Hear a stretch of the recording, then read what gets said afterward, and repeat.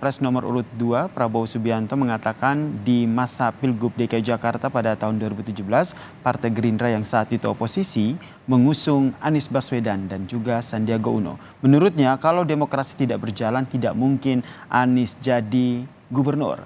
Sementara itu, Capres Anies Baswedan membalas dengan menyatakan bahwa tidak semua politisi mampu menjadi oposisi pemerintah. Menurutnya, Prabowo tidak tahan jadi oposisi karena hal itu dapat menghambat bisnis.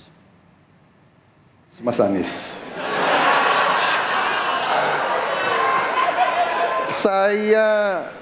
saya berpendapat Mas Anies ini agak berlebihan. Mas Anies mengeluh tentang demokrasi ini dan itu dan ini. Mas Anies dipilih jadi gubernur DKI menghadapi pemerintah yang berkuasa. Saya yang mengusung Bapak.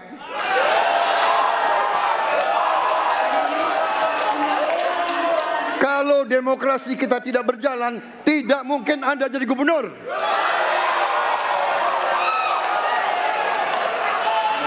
Kalau Jokowi diktator, Anda tidak mungkin jadi gubernur. Saya waktu itu oposisi, Mas Anies.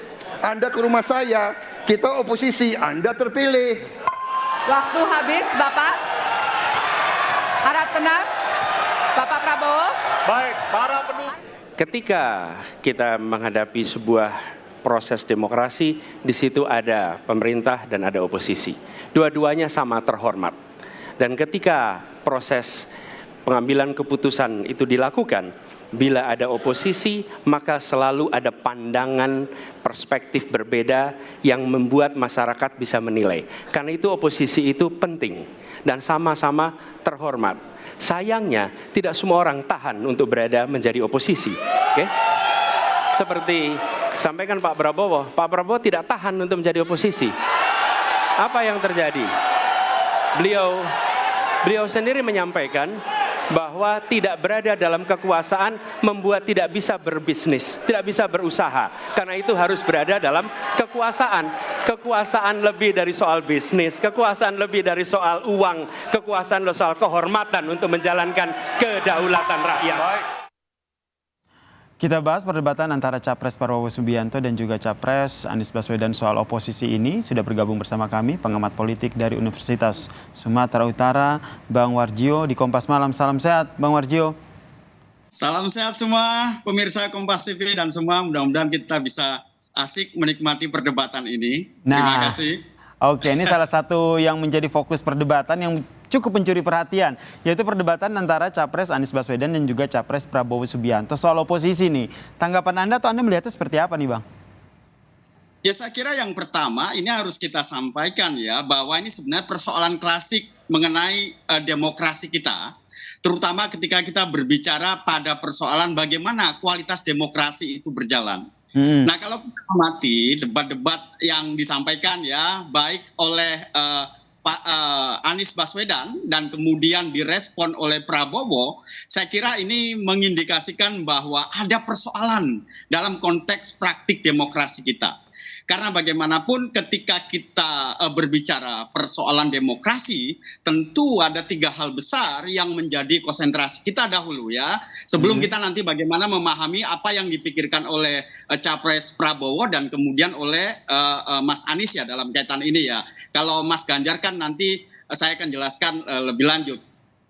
Kualitas demokrasi itu paling tidak ditentukan oleh 3 hal penting ya, paling tidak menurut Wolfgang Merkel ya.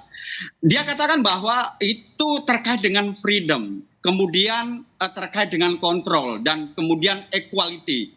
Freedom itu terkait dengan rule of law, kemudian ada individual liberties, dan kemudian ada public voice. Sementara kontrol itu terkait dengan governmental autonomy, kemudian juga ada manual orientasi, dan kemudian yang ketiga adalah vertical accountability. Sementara equality itu menekankan pada transparansi, dan kemudian ada partisipasi, dan terakhir ada inclusion.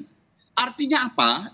memandang bahwa apa yang disampaikan perdebatan dalam konteks Capres Prabowo dan Anies terutama, saya memandang bahwa memang ada persoalan dalam konteks di Indonesia di mana Anies memandang pentingnya persoalan penerapan kualitas demokrasi itu secara literasi ideal, sementara Prabowo misalnya memandang bahwa demokrasi harus dilihat dalam bentuk praktis. Karena dalam kaitan ini demokrasi itu harus dilihat dalam 3 hal.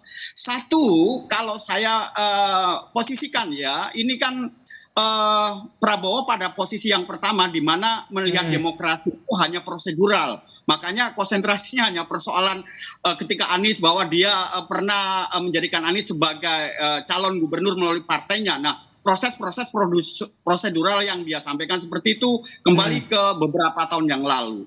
Nah, sementara Anies menekankan pentingnya demokrasi bukan hanya persoalan prosedural, tetapi juga persoalan inti daripada demokrasi itu sendiri gitu. Oke, jadi kalau kita lihat perdebatan antara Anies dan juga Prabowo soal oposisi ini memang akarnya adalah bagaimana pelaksanaan demokrasi di Indonesia yang menurut Anda itu memang tidak jalan seideal yang seharusnya, begitu? Iya, betul. Kalau kita bicara ukuran-ukuran kualitas demokrasi jelas ada persoalan misalnya ya kalau cara pandangnya seperti itu gitu. Prabowo menekankan misalnya bahwa demokrasi lebih pada konteks prosedural. Misalnya pelaksanaan pemilu, demikian juga bahwa misalnya calon itu harus menggunakan partai politik, proses politiknya kan seperti itu dan itu menjadi kebanggaan sendiri bagi Prabowo. Dan dia katakan bahwa Anies bagian daripada itu. Dalam konteks demokrasi itu jelas prosedural dan ketika Prabowo misalnya mempersilahkan Anies pada waktu itu menjadi katakanlah calon gubernur melalui partai Gerindra lewat Prabowo, saya kira itu proses politik yang biasa dan itu prosedural. Tetapi bagi Anies sekali lagi itu tidak cukup apalagi dengan praktik yang sekarang. Dia merujuk pada beberapa persoalan kebebasan berpendapat, ada banyak kejadian-kejadian di berbagai wilayah di Indonesia, bahkan dia menghadirkan tokoh-tokoh yang terlibat atau yang mendapatkan sanksi dari persoalan kebebasan yang tidak didapatkan pada pembentukan kualitas demokrasi di Indonesia. Nah, itu menjadi kunci bahwa ada persoalan dalam konteks kualitas demokrasi sehingga kemudian itu harus diwujudkan. Jadi cara pandang memahami antara Prabowo yang lebih praktikal dengan Anies yang komprehensif, saya kira ini perbedaan besar di antara keduanya.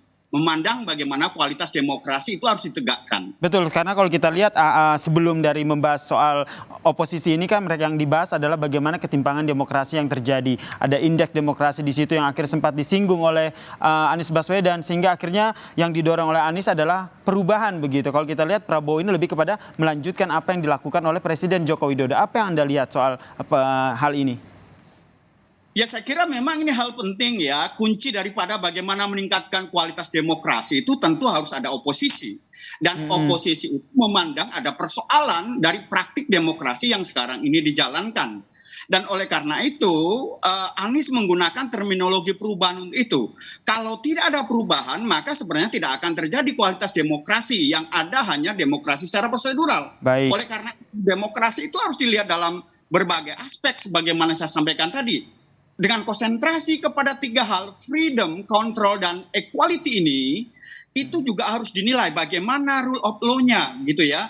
Bagaimana kemudian individual liberties-nya, bagaimana kemudian public voice-nya. Demikian juga bagaimana kemudian vertical accountability-nya sampai pada inclusion-nya itu. Jadi saya kira memang harus dibicarakan lebih lanjut dalam konteks pembentukan kualitas demokrasi dalam debat itu. Baik, kita nantikan ya apakah nanti ini akan menjadi salah satu topik yang akan dielaborasi lagi, diperdalam lagi dalam debat-debat selanjutnya. Terima kasih pengamat politik dari Universitas Sumatera Utara, Bang Warjio telah bergabung bersama kami di Kompas Malam. Salam sehat.